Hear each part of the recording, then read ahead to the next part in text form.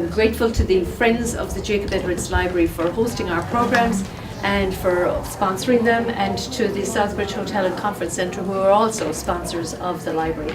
It's really through that kind of community connection that we can do the kind of programming and provide the services in the community and kind of go that extra distance. So to all of those, I say thank you very much. We have Deborah Horan here this evening from Booklovers Gourmet in Webster. Deb has the hardcover and the soft cover of the title this evening, which, as we all know, is Eager, the Surprising Secret Life of Beavers and Why They Matter. We are really very fortunate, and I'm sure you're all very eager to have this program. I would like to thank one more person, that's Maureen Doyle. It was Maureen, when she read the book, had said to me, you know, wouldn't it be great if he came here? And thank you, Maureen, for believing that we could do it, and we did pull it off. So that's really wonderful.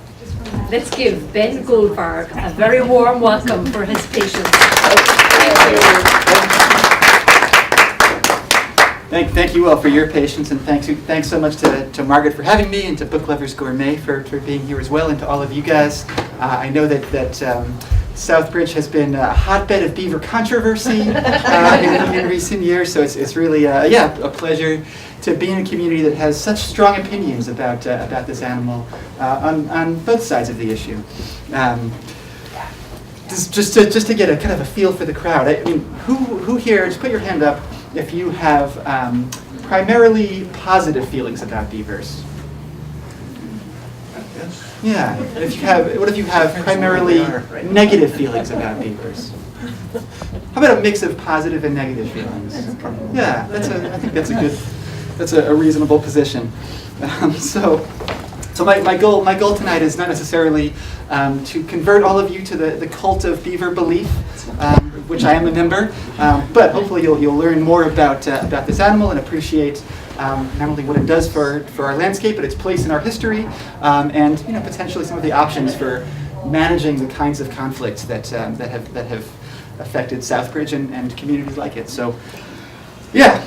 So this book is sort of ostensibly about beavers, but to me, what it's really about, more so than beavers themselves, is about seeing. It's about understanding what our landscapes used to look like, why they look the way they do today, and how historical events like the fur trade have transformed them.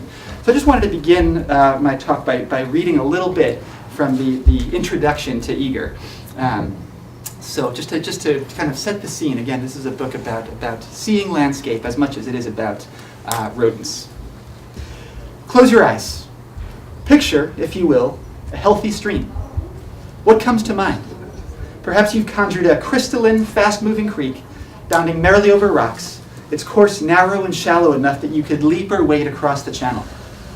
If, like me, you're a fly fisherman, you might add a cheerful, knee-deep angler, casting for trout in a limpid riffle. It's a lovely picture, fit for an Orbis catalog. It's also wrong. Let's try again. This time, I want you to perform a more difficult imaginative feat.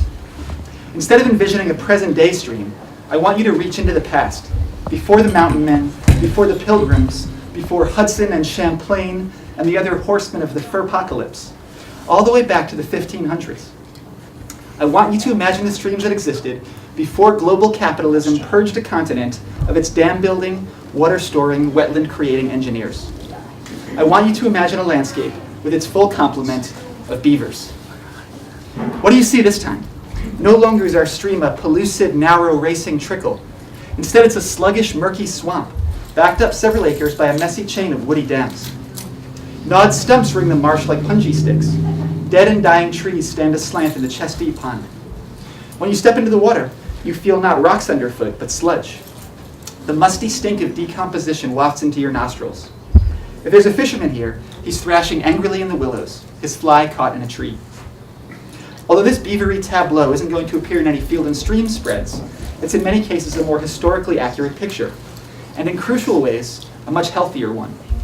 In the Intermountain West, where I live now, wetlands, though they make up just 2% of total land area, support 80% of biodiversity.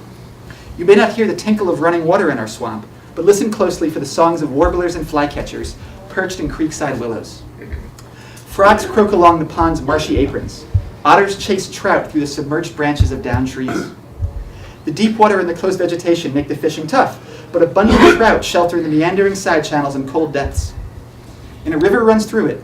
Norman Maclean captured the trials and ecstasies of angling in beaver country when he wrote of one character.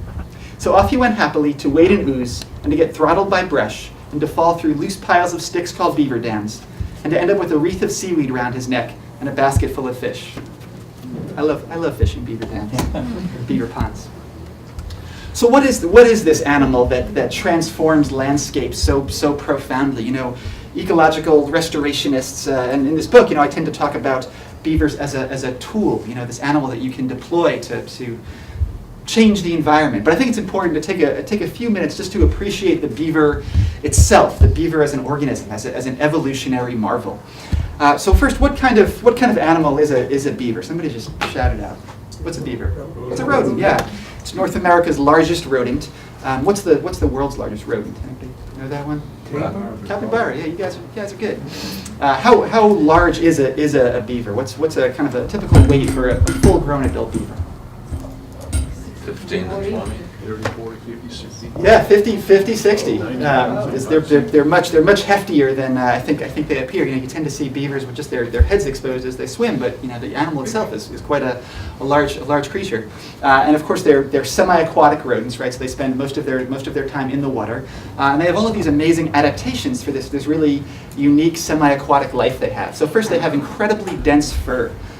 Which makes sense, right? You have to stay warm somehow in the middle of the winter as you swing from lodge to food cache. So beavers actually have as many individual hairs on a postage stamp sized patch of skin as we have on our entire heads. So remarkably dense fur, which of course was ultimately their undoing, and we'll talk about that in a minute. They have these fantastic webbed duck-like hind feet. They're really powerful, agile swimmers. How long can a beaver hold its breath, incidentally? Any guesses? 5 minutes. Yeah, 15 minutes is kind of the upper bound. So they're of course remarkable in the water. They actually have a second set of eyelids. They have transparent eyelids called nictitating membranes, which they can close over their eyes to protect their eyes underwater, like goggles. I think that's a pretty cool adaptation. They also have a second set of lips, kind of a valve-like set of lips behind their front teeth, so they can chew and drag branches underwater without drowning. That's a pretty amazing adaptation too. I really like that one.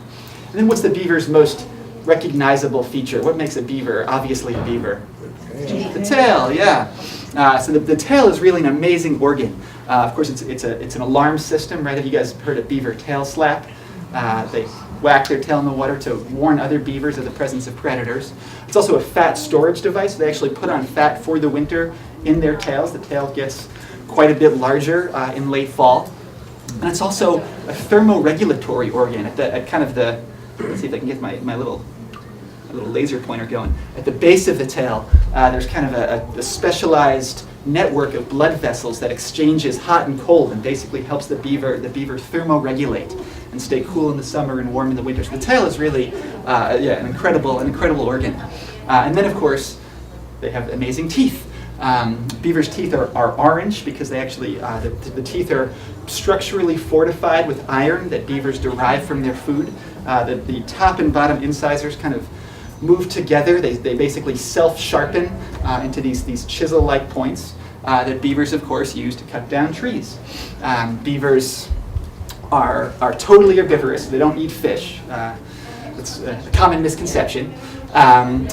What they eat on trees is they eat the cambium, which is the inner layer of bark, kind of the layer that does the growing. That's the good sugary stuff. They're not actually eating the hardwood itself. So they eat most types of deciduous trees. They tend to avoid conifers. And beavers are what scientists call choosy generalists. So there are a few species of tree that they really prefer. Out west, that's aspen, willow, cottonwood. Here sugar maple is a good one. American beech is a popular beaver species, but they really, and of course birches, most poplars. But again, they'll eat just about any deciduous tree in a pinch. And they also eat lots of of kind of green herbaceous stuff. You know, they eat water lilies and cattails, and you know, I've seen them basically mow people's lawns for them. They graze quite happily. So they really have these remarkably broad diets. So in addition to using wood as, well, in addition to eating the cane beam, of course, they're also using the wood as construction material, right? There are kind of two main types of beaver structure. What would you call this thing? That's the lodge, yes. That's the basic beaver housing unit. In a lodge, you get typically 4 to as many as 10 beavers. It's a pretty big colony. And that's the mating pair, so the male and female, who tend to mate for life. And you've got the newborn kits who are born in the spring, the 1-year-olds, and then the 2-year-olds. And then sometime during their second year, those 2-year-olds will disperse out looking for their own territories, like teenagers heading off for college, basically. And inside the lodge, you can't really see it in this picture, but there are basically a network of underwater tunnels that lead up and into the lodge. And inside the lodge, there's kind of an elevated nesting chamber, basically, which they tend to line with wood chips, the same kind of stuff you put in the floor of your hamster cage. So it's the lodge is really an amazing structure. And then, of course, what would you call that? That's the beaver dam, right? That's the second iconic beaver structure. So why do beavers build dams? What exactly is the point of this really unique, specialized behavior? What are they doing when they do that? Making ponds, They're making ponds? Yeah, why would you want a pond if you were a beaver? so you'd be able to swim. To swim, right? I mean, beavers, they're amazing swimmers, and on land, if you've ever seen a beaver out of the water, you know that they're kind of clumsy, right? They're, as one biologist described them to me, they're fat, slow, smelly meat packages. They get eaten. Their lodge too, so their lodge can be under. Yeah, exactly right. They're trying to submerge the entrance to the lodge so that predators can't access their lodge as well. So around here, black bears and coyotes would eat beavers. Out west where I live, we've also got cougars and wolves, which love beavers. So yeah, by raising the elevation of the water, you can submerge those lodge entrances and be safe, and you can also just expand the extent of the water, right? So instead of having to walk overland to that tasty-looking willow tree and get preyed upon by a wolf, you can swim up to it and be comparatively safe. So they're really expanding the extent of their own habitat. But of course, in the process, they're also inadvertently creating habitat for lots of other creatures as well, right? As I said in the introduction to the book, wetlands are a tiny portion of total land area out west. They're a greater feature on the landscape here, but they're disproportionately important, right? They're supporting huge amounts of life. So of course, any creature that's capable of creating more wetlands is pretty damn important. This is a picture that I took in Colorado a couple summers ago, and you can just see, all of these sort of like linear structures here are, these are all beaver dams. There are probably a dozen or so dams in this picture. And if it weren't for beavers, this stream would just be a straight line moving right through the landscape, right? But instead, beavers are slowing that water down, spreading it out, just increasing kind of the spatial coverage of ponds and wetlands, and creating all kinds of habitat for other life forms. In this picture, there are probably millions of gallons of water being stored by beavers in this valley. So all kinds of creatures benefit from that beaver-created habitat. What's this animal? Wood duck, yeah. So wood ducks, most waterfowl are huge beaver beneficiaries, right? They use beaver ponds to nest and forage. Amphibians, lots of amphibians, again, especially out west, are basically beaver pond obligates. They have to breed in beaver ponds. Beavers are the only force capable of creating the ponds they need. And around here, name a frog species, and they do very well in beaver ponds. This is a wood frog, of course. And then fish, obviously. Beavers, by spreading out water, are creating all kinds of niches for all kinds of different fish species. And we'll talk a lot more about fish a little bit later on. So beavers are just creating this fantastic habitat for all kinds of creatures. They're what scientists call a keystone species, right? In architecture, the keystone is the block at the top of the stone arch that holds the entire arch together. When you take the arch out, the span crumbles, right? And beavers are playing that same kind of role in aquatic ecosystems. They're disproportionately holding up a lot of weight. So historically, of course, beavers were a much more prevalent feature on the landscape. Who's got a guess for how many beavers once lived in North America? How many beavers did we have in this continent before European arrival? Throw a number out there.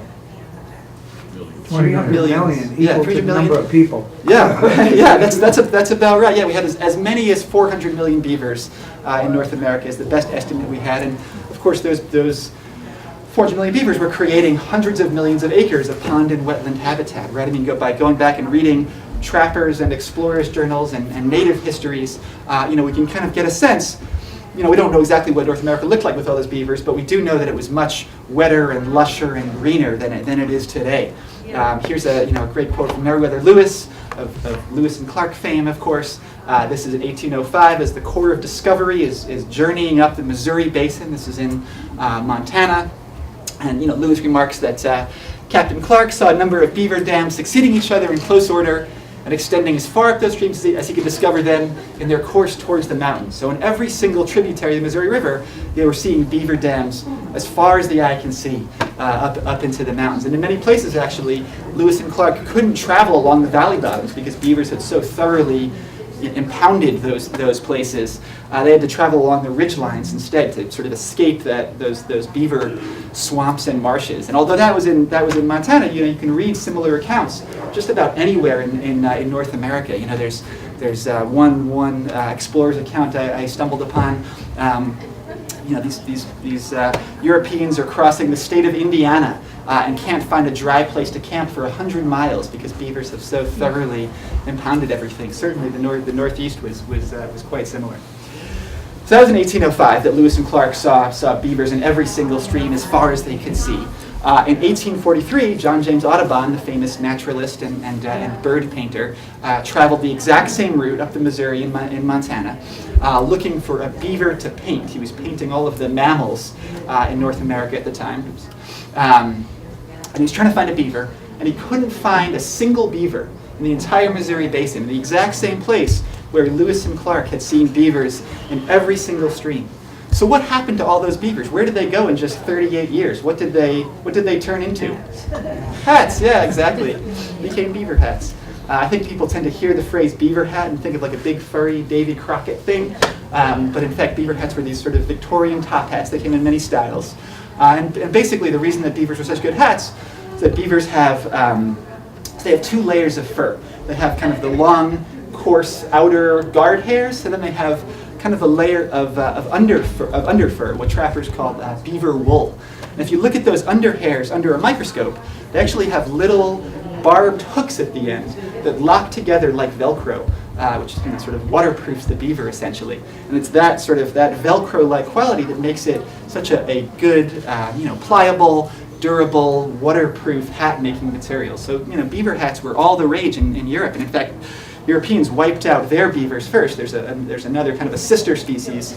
Here in North America, we have the North American beaver, Castor canadensis, and in Europe and Asia, they have the Eurasian beaver, Castor fiber, and European trappers basically wiped out their own beavers to the brink of extinction, and then when they showed up in North America, they found this spectacular new unexploited supply of beavers. And it's hard to overstate what an enormously important resource and what a consequential historic event beaver trapping was. I mean, along with timber and cod, beavers were basically the resource that drove the economy of the early colonies. This is a painting depicting the sale of the island of Manhattan. I'm from Westchester County, so just outside of New York City. So this is half an hour from my hometown. I'm a Mets fan, not a Yankees fan. Don't worry. We're all kids here. So this is a picture depicting the sale of Manhattan from the Lenape Indians to the Dutch. And what people don't realize, this is the most famous real estate transaction in history, pretty much, right? But actually, the island itself was just sort of thrown in. The real transaction, the thing that the Dutch were really acquiring in that deal, were about 7,000 beaver pelts, and Manhattan was just kind of tossed in there. That was really a beaver trade.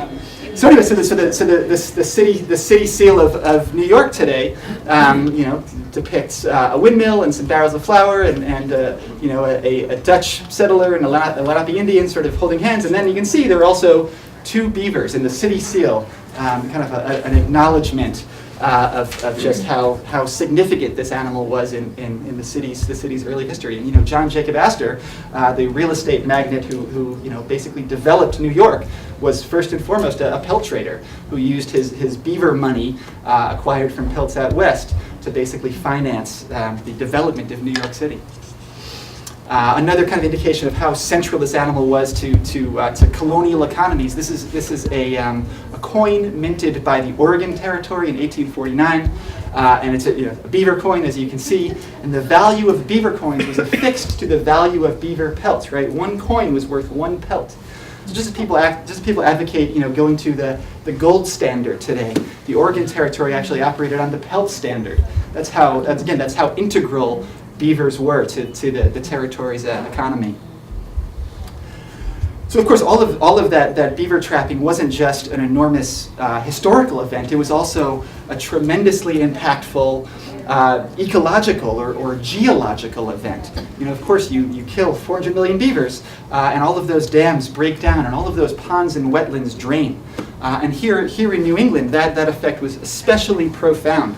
One really amazing measure of just what an enormous event beaver trapping was is that all of those when all of those ponds and wetlands drained, all of that water and the nutrients and organic matter in it went rushing into the ocean and fertilized this enormous algae bloom, and then that algae settled out. So today, if you take a sediment core in Long Island Sound, you actually find this layer of algae, of phytoplankton, that settled out, that was fertilized by busted beaver ponds, essentially. So you can actually read the signature of beavers written in the ocean floor. I think that's pretty incredible. And here in New England, it was actually the destruction of beavers that in some ways made agriculture possible, right? It's not, we're not really in the most fertile part of the world here, but when you drain all of those beaver ponds, what you're left with are these flat, treeless, sediment-rich, fantastic plots of farmland. So here's a quote from Henry Wandsey, who's a British traveler. I think he said this about New Hampshire, but the same was certainly true in Massachusetts. That it's a fortunate circumstance to have purchased lands where these industrious animals have made a settlement. At some of them there have been 4 tons of hay cut in an acre. So these are the most valuable farmlands in the economies, or in the colonies rather, where the footprints of beaver ponds and really made agriculture possible in this pretty infertile region. Of course, this might have been a boon to colonists, but the destruction of beavers was in many ways an ecological catastrophe.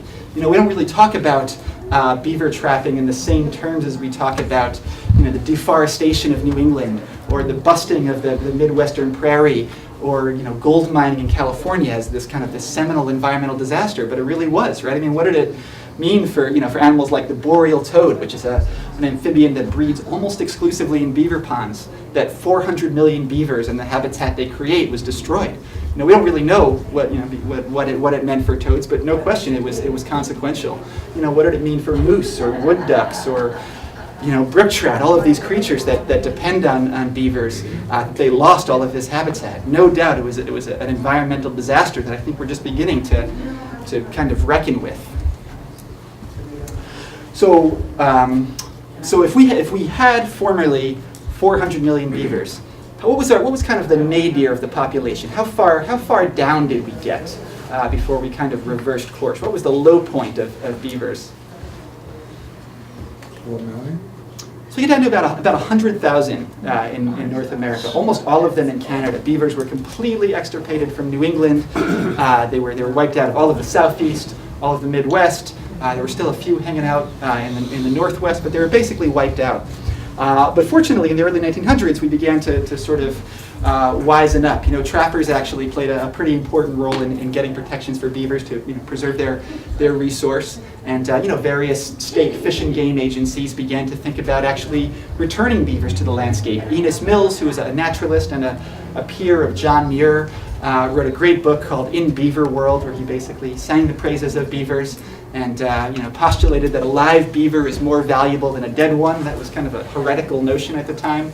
But the tide began to turn, and we began to figure out that, hey, these are actually some pretty cool, useful animals.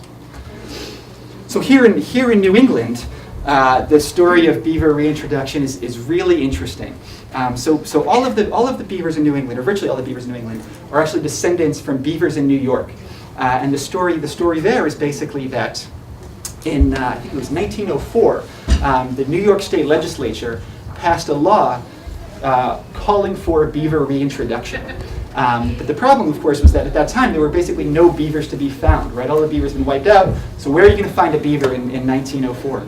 So that year, the next year, was a sort of a big centennial fair celebrating the Louisiana Purchase held in St. Louis, and the Canadian delegation went to the Louisiana Purchase Centennial with basically like a box full of live beavers. So New York sent biologists down to St. Louis to buy beavers from the Canadian delegation and take them back up by train, I'm not even sure, to New York and release them in the Adirondacks. So they moved about 15 Canadian beavers and then another few from Yellowstone National Park into New York, into the Adirondacks in 1905. 10 years later, there were about 10,000 beavers in the state of New York, which, I mean, that's what I've read anyway. That math, I'm not sure that math totally makes sense, but basically beavers, proliferated wildly. They were protected from trapping. There were, at that point, all of the wolves had been wiped out, so they had very few predators, and beavers began to expand quite rapidly. Here's Harry Radford, who was kind of a New York biologist, saying they're becoming widely distributed. They're making their appearance on many streams which had not known the presence of a beaver for over half a century. So beavers have started to spread all throughout the state of New York, and pretty soon they start spilling over the borders, recolonizing adjacent states, including Massachusetts. So that's actually where a lot of our beavers here in Massachusetts come from. Is from, they're basically New York. They're immigrants from New York. Kind of an amazing history. Of course, the most famous or prominent beaver relocation project was actually in Idaho. Have you guys heard the story of the Idaho beavers? No. Okay, so I'm gonna show a quick video clip here, if I can get it to work. There we go. So in 1948, Idaho had the bright idea of basically relocating a bunch of beavers into the backcountry to create duck habitat into what is today the Frank Church Wilderness. Their first attempt was to move beavers on horseback. The horses obviously didn't like that very much. It's 1948, it's just sort of post-World War II. There were lots of surplus parachutes on hand. And one of these biologists had the bright idea of airdropping some beavers. So they designed this kind of special crate that would fall open upon impact. And in 1948, the first thing they did is they had to sort of like test this strategy out. So they had a kind of a crash test pilot named Geronimo, of course, and they flew Geronimo out over and over again until they kind of got the method down right. And then they actually relocated 76 beavers into the Idaho backcountry.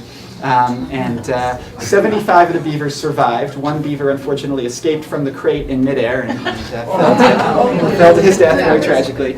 But the next year, when they flew over this same area, they saw ponds and dams and lodges and all the places where they moved beavers. So this was actually kind of an incredible success. It really worked. It worked quite well. So of course, throughout the 20th century, beavers are recovering. There are prohibitions on trapping. These animals are starting to repopulate the landscape. And as they come back, of course, they find that in their absence, we've basically developed all of their habitat. Right? We put our rail lines and our roads and our towns and our farms in the exact same fertile, low elevation bottomlands that have wetlands on them. So as beavers return, they come into conflict with humans. I think in a lot of ways, we're really the conflict causers, but beavers are certainly involved as well. So this is a pretty typical scene of beaver conflict. This is a set of railroad tracks just outside of Boston at a granite quarry. And these tracks were basically refurbished by the quarry at a cost of about $1 million to fix up these tracks. Within 2 months, they were underwater, thanks to the local beaver population. So I'm sure many people in Southbridge have seen this kind of view before. Here's another similar situation. This is in New Mexico. I took this picture a couple summers ago.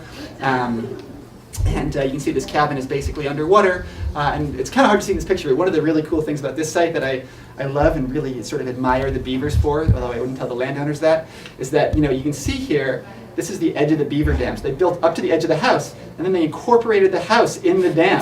And then the dam continues on the other side. So I think that's pretty ingenious, right? They're pretty intelligent critters. Beavers love damming in culverts, right? If you're a beaver and you're swimming down the stream and you bump into a roadbed, right? That road is like the greatest dam in the world, and the culvert is the leak in the dam. Beavers hate leaks, right? That's their whole thing. So beavers often dam in culverts, and the water level rises, and the road gets washed out, and it costs a lot to repair. So that happens a lot, especially in the Northeast. We've got a lot of streams and a lot of wetlands and a lot of culverts. And then sometimes beavers are a little bit more creative in the kinds of issues they cause.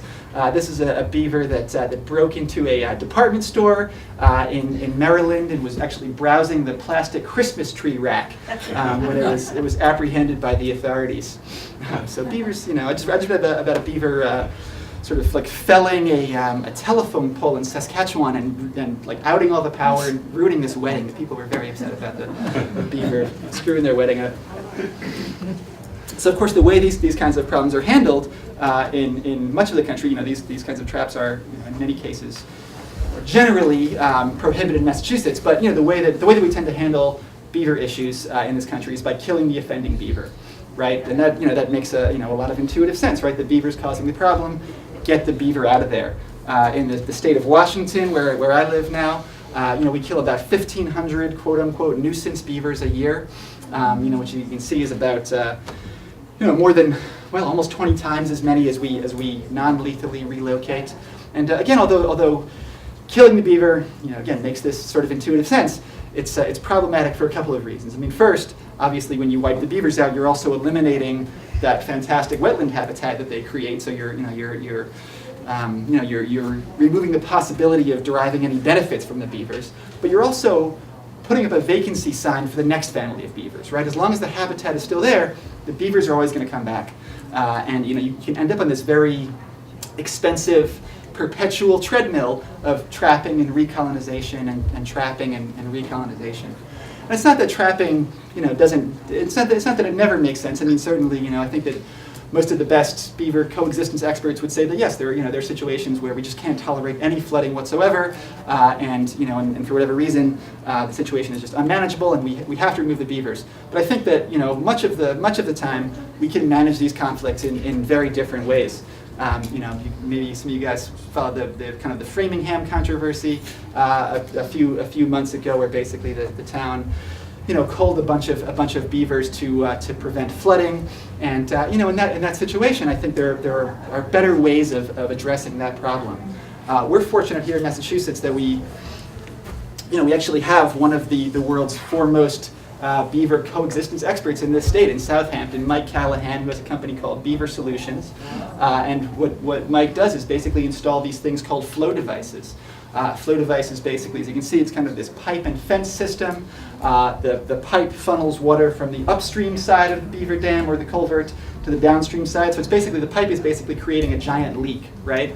And the cage is there to prevent the beavers from figuring it out and plugging up the leak.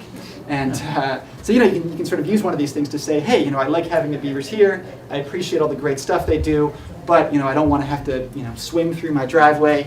And you can use one of these things potentially, in many cases, again, to regulate the height of the pond to a level that's acceptable to both human and rodent. And what Mike has found, he's installed about 1,400 of these things at this point, and what he's found is that when you use them at culverts, they're about 97% effective.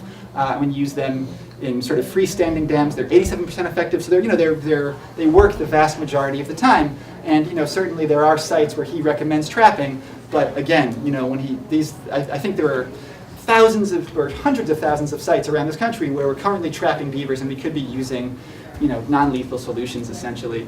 This is Skip Lyle. He's another beaver sort of coexistence expert up in Vermont. This is one of his signature creations, the Beaver Deceiver. It kind of operates under similar principles.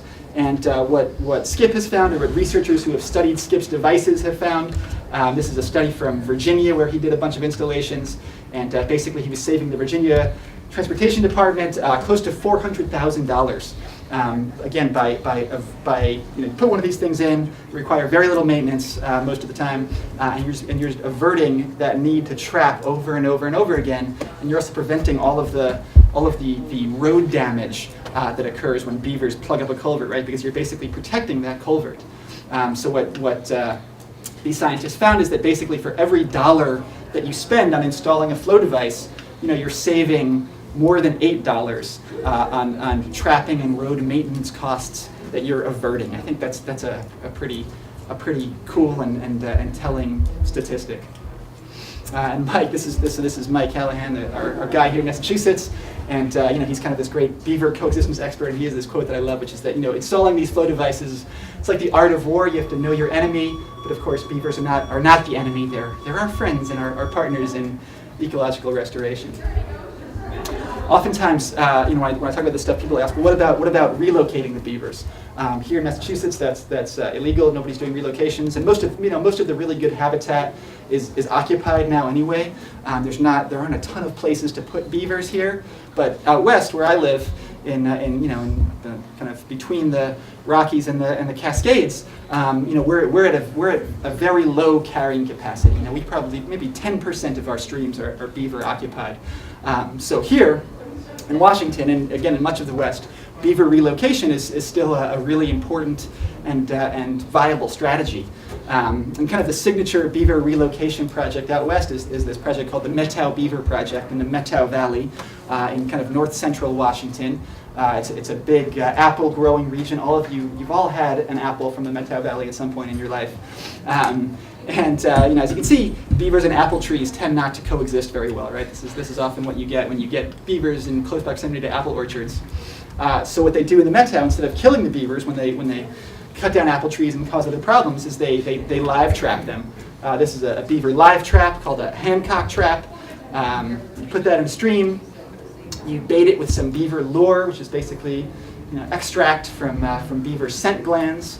You kind of smear that on the lever, and then you catch a beaver. Ideally, you put it out overnight. Beavers are nocturnal, and they show up in the night, and you catch one of these guys. So ideally, when you live trap beavers and move them, you're trying to trap and relocate entire beaver families together, right? We know that beavers are very family-oriented animals, so you don't want to break up families. The problem is that a lot of the beavers that you catch are by themselves, right? A lot of the beavers that you live trap end up being those 2-year-old beavers, the dispersers, who are wandering around the landscape looking for a new place to live, and end up in a farmer's irrigation ditch or a culvert or something.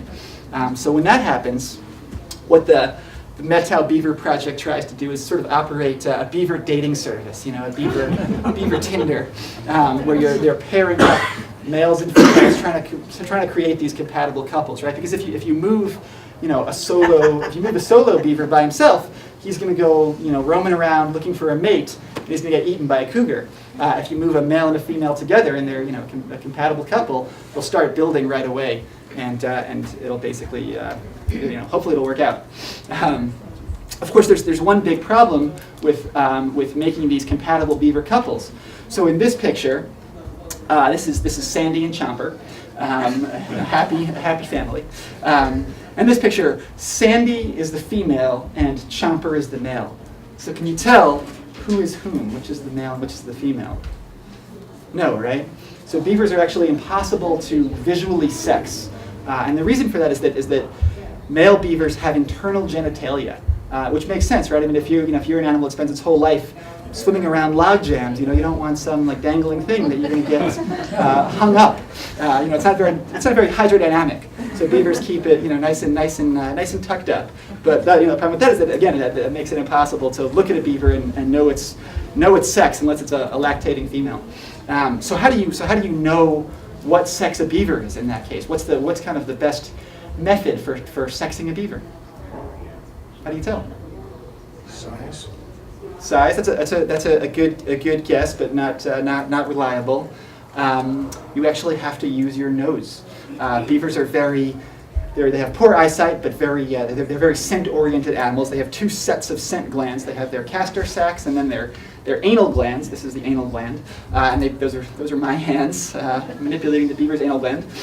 Very memorable day in my life. And they basically use those anal glands to mark their territories, and actually to differ. They can really differentiate, friend from foe, or non-related beaver from kin. They're very territorial animals, and they basically use these anal glands to mark their territories.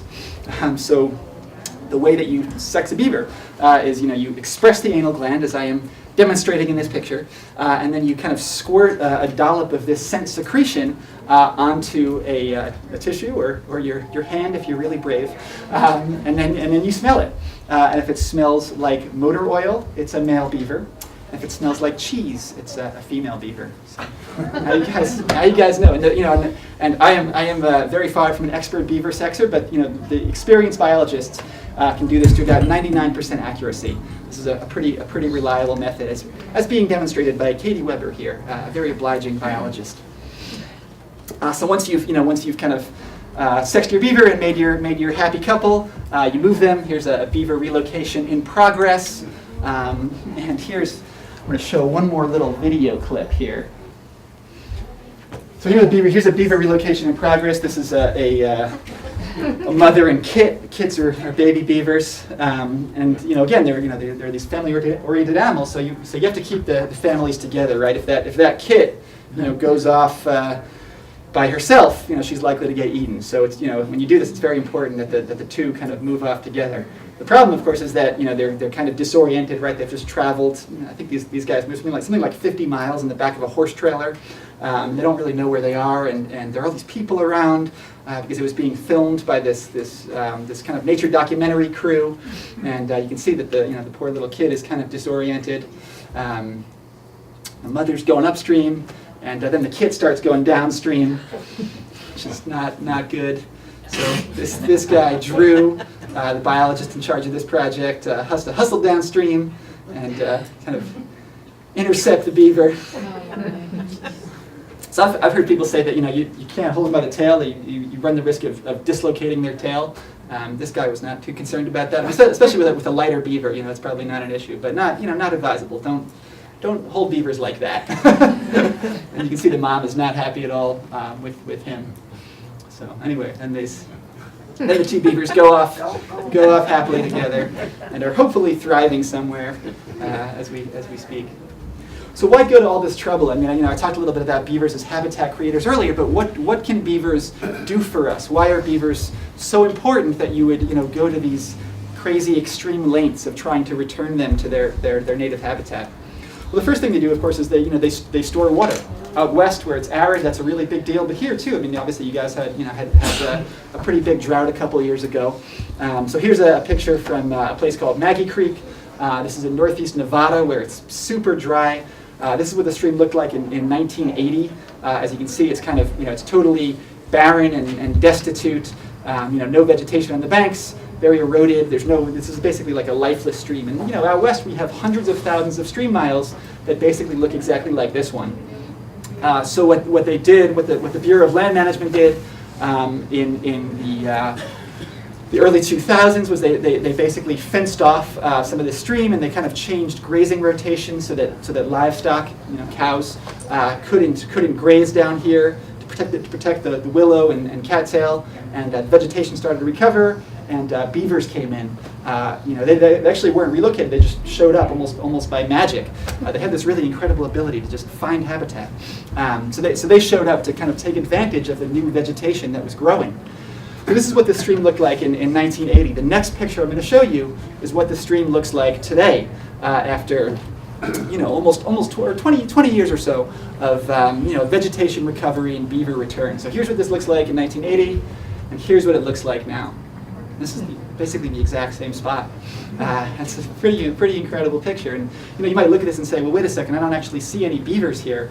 But all of this cattail growth is growth atop an old beaver dam. So beavers are doing quite a lot in this picture. So you can just look at this and say, well, obviously this looks better than this. But of course, because there were scientists involved, they also quantified a lot of those changes. And when they studied this site, they found that thanks to beavers, There were 20 more acres of open water, so beavers are building dams, spreading water out, right, creating these ponds and wetlands. 3 more miles of wetted stream length, so that this stream, Maggie Creek, was actually going dry before reaching its confluence with the main stem river. But by slowing water down, beavers basically made sure there would still be water in the stream in July, August, September, the hot season. So beavers were basically taking this seasonal stream and just by impeding the progress of the water, making it perennial. I think that's pretty incredible. Taking seasonal streams and making them perennial. The other amazing thing is this increase in the water table, right? So when you look at a beaver pond, of course, there's all of the visible surface water you can see, but what you don't see is all of the water being forced into the soil, right, and recharging aquifers and raising the water table and basically sub-irrigating this entire valley. That's pretty incredible to me. So thanks to beavers and this sort of this sub-irrigation, riparian vegetation, so stream-side willow and cattail growth increased by 100 acres. So beavers were basically, again, they were irrigating this whole valley. I think that's pretty cool. And from this guy's perspective, this is James Rogers. He's one of the ranchers who was sort of involved in one of these beaver restoration projects. He's, again, in Nevada. He observed to me that kind of the sagebrush uplands away from the stream, are pretty unproductive. But this beaver-influenced valley bottom, is producing about 1,000 pounds of grass per acre, which of course is grass that he feeds to his cattle, which is pretty incredible. I think that here's this rancher. Ranchers and farmers have traditionally been sort of beaver enemies in a lot of cases, and now thanks to these fantastic benefits, there's this really progressive pro-beaver cluster of farmers and ranchers in northeast Nevada. So that's a kind of a cool example of how beavers can help us produce food, essentially. Another fantastic thing that beavers do is they capture pollution. What's going on in this picture? Does this look familiar to you guys? Algae. It's an algae bloom, right? This is the Gulf of Mexico, and this is basically an enormous algae bloom created by the Mississippi River just dumping millions of pounds of nitrogen and phosphorus and other chemical fertilizers and pesticides and herbicides into the Gulf of Mexico. So every year, this vast dead zone forms, this kind of low oxygen area that kills everything or drives away all of the marine life that it encounters.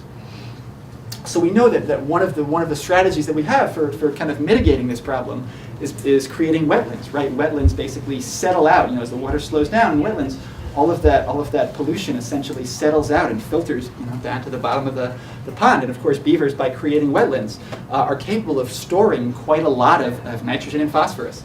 Here's a study that was done in Rhode Island.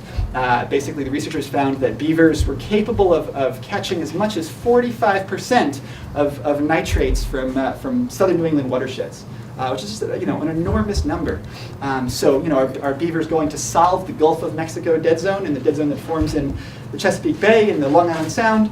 No, probably not. But certainly they're one of the tools that we can use to reduce nutrient loading and low oxygen areas in a lot of our waterways. I think that's a really cool benefit too. Beavers, of course, again, we know that beavers are creating fantastic habitat for all kinds of critters. This is a juvenile steelhead. Steelhead are they're rainbow trout that have kind of a salmon life cycle, so they go to the ocean to grow up and then return to spawn. And in Washington, where I live, steelhead are a threatened species listed under the Endangered Species Act. And beavers create fantastic steelhead and salmon habitat, right? I mean, if you're a baby fish, you don't want to live in the main stem of the river. You're just going to get blown downstream. You want to live in a pool or a backwater or a side channel or an eddy. You want to live somewhere where you can kind of hang out, get out of the main current, conserve your energy. And beavers are creating that kind of complex habitat.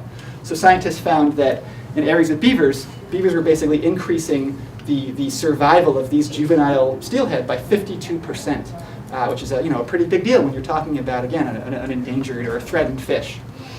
Here, of course, in the Northeast, we don't have steelhead, but we do have, what are these guys? Brook trout, yeah. And brook trout are also fantastic beaver beneficiaries. There's lots of science linking beavers to brook trout, and I can't tell you how many fishermen I know who catch their biggest fish in their biggest brook trout in beaver ponds. So that's oh, and one thing I should point out, of course, is that is that you do get lots of people complaining that beavers block fish passage, right? These fish are trying to migrate to spawn, and why would you want to put more dams in their way, right? We know that dams are bad for fish. Well, of course, beaver dams are nothing like concrete dams, right? Fish can jump over beaver dams, swim around them at times of high flow, even wriggle through them. And to sort of prove that point, here's a picture I took. This is also in Washington this summer. Here's a beaver dam. This is the upstream side of the beaver dam. And here are two salmon nests, essentially. So clearly the fish have gotten over this dam and have laid their nests, or laid their eggs, in the upstream pool behind the dam. I think that's pretty cool. And in fact, scientists have documented individual fish passing more than 200 beaver dams on their way to spawn.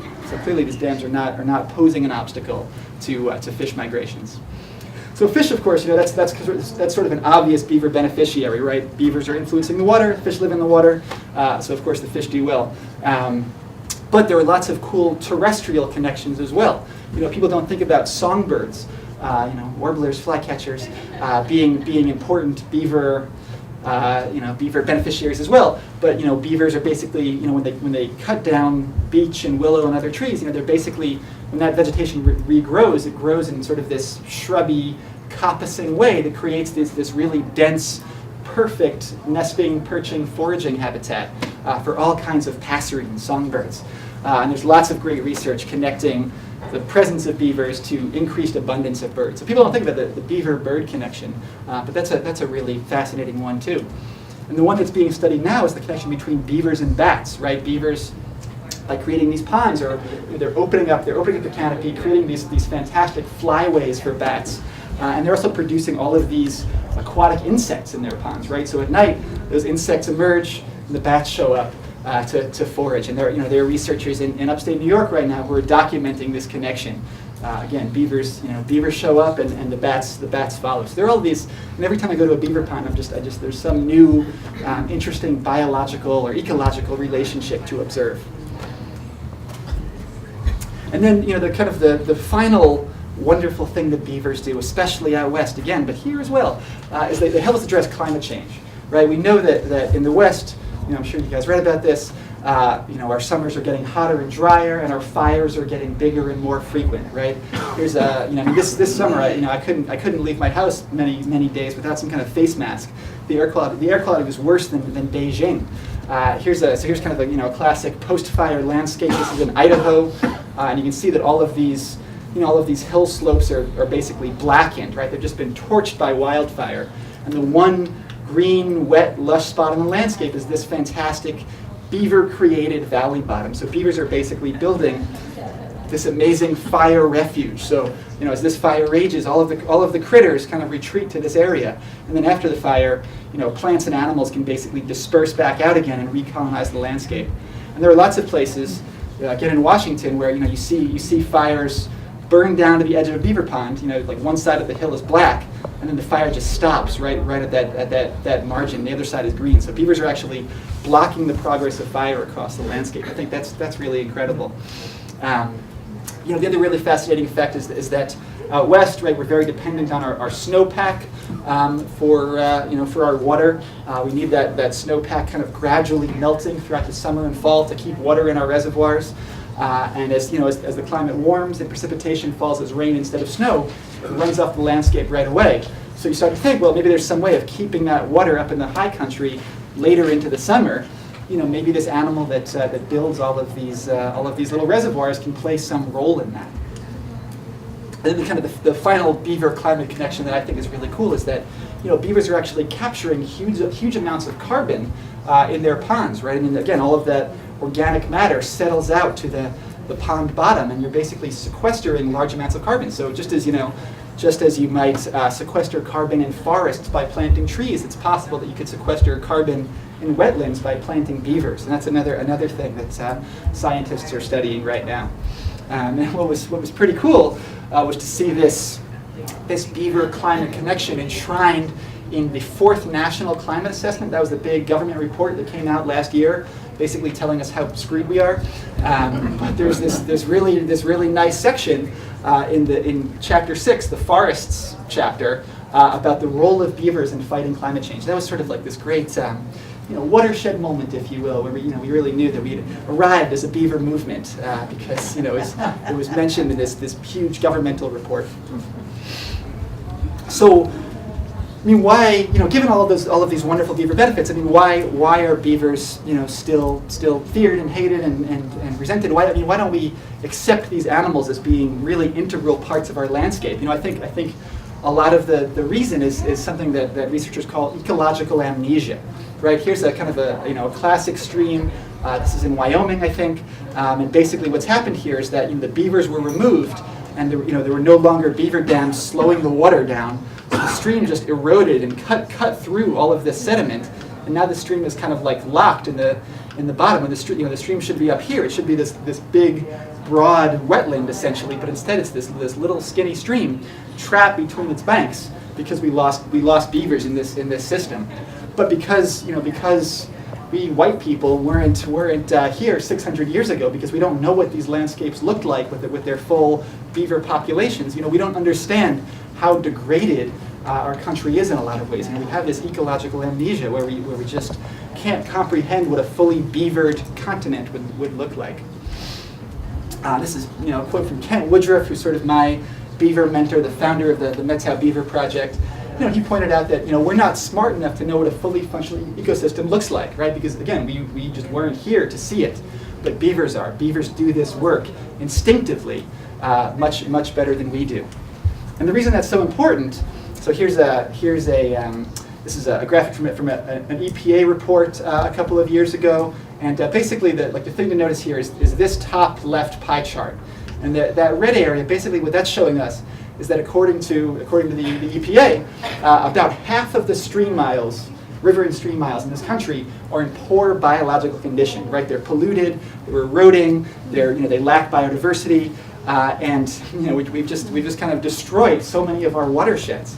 So that problem, I mean, that's that half of all stream miles, that represents hundreds of thousands, if not millions of miles of rivers and wetlands and streams. That's so far beyond our ability to fix, right? We just don't have the time or the people or the money to heal all of these degraded watersheds. So, you start to think, well, maybe there's an opportunity here to outsource that restoration work to this animal that does it faster and better and cheaper than we do and doesn't require permits.